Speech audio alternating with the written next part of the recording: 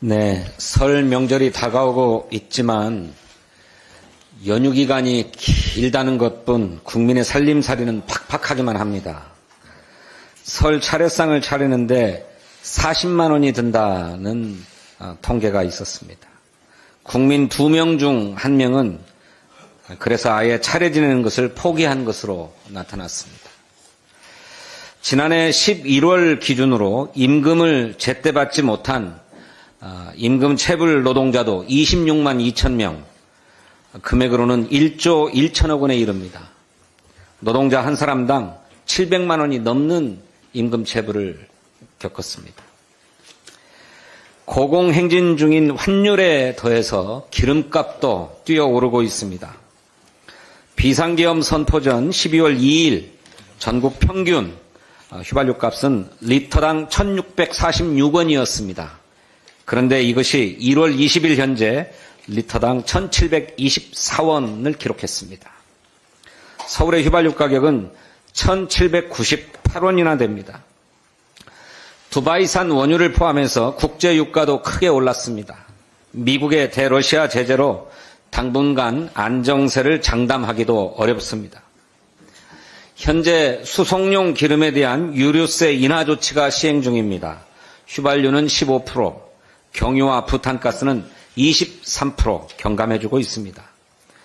내수 부진에 신음하는 자영업자와 중소기업 등의 고통을 감안해서 다음 달 말로 종료되는 유류세 인하 기간의 연장을 적극 검토할 것을 제안합니다.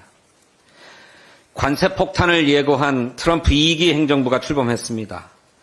대외적인 경제 불안 요인에 더해서 내란 상황까지 겹쳐서 민생 경제가 정말 어렵습니다. 신속하고 과감한 추경으로 우리 경제에 신호를 줘야 합니다. 유류세 인하 연장 조치를 포함한 정부의 빠른 결단을 촉구합니다. 정부가 오늘 국무회의에서 초중등 교육법 등 3개의 법률안에 대해서 거부권을 행사할 것이라고 합니다. 국회에서 통과된 초중등 교육법은 AI 디지털 교과서를 금지한 법이 아닙니다. 학교에서 우선 교육 자료로 활용하면서 효과를 충분히 검증하고 효과가 있으면 안전장치를 마련해서 제대로 시행하자는 법입니다.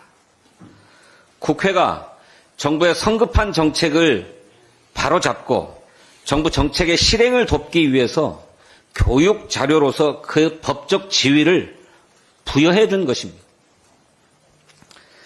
지난 17일 국회 교육위원회 청문회에서 AI 교과서 도입 과정부터 법을 위반한 사실이 드러났습니다. 교육부 고위 공무원의 권한 남용과 입법 방해도 확인되었습니다.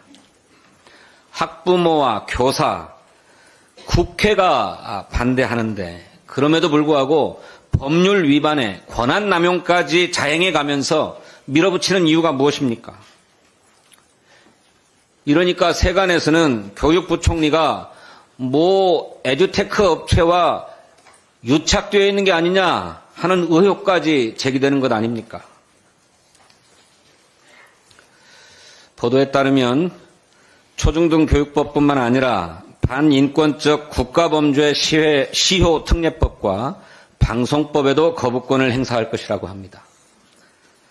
반인권적 국가범죄 시효 특례법은 국가 공권력의 책임성을 강화하고 국민의 기본적 인권을 보호하기 위한 법입니다. 방송법은 TV 수신료를 통합 징수해서 국민의 징수 편의를 제고하고 공영방송의 재정 위기를 극복하기 위한 법입니다. 도대체 언제까지 국회의 입법을 정부의 입맛에 맞춰 취사 선택할 작정입니까? 헌법에 따라서 입법권은 국회에 있고 정부는 국회가 통과시킨 법률을 집행할 책임이 있는 것 아닙니까? 국회의 정당한 입법을 거부할 행정부의 권한은 없습니다. 최상목 권한대행은 행정부 수반으로서 국회를 존중하고 자신의 책무를 다하기를 촉구합니다. 감사합니다.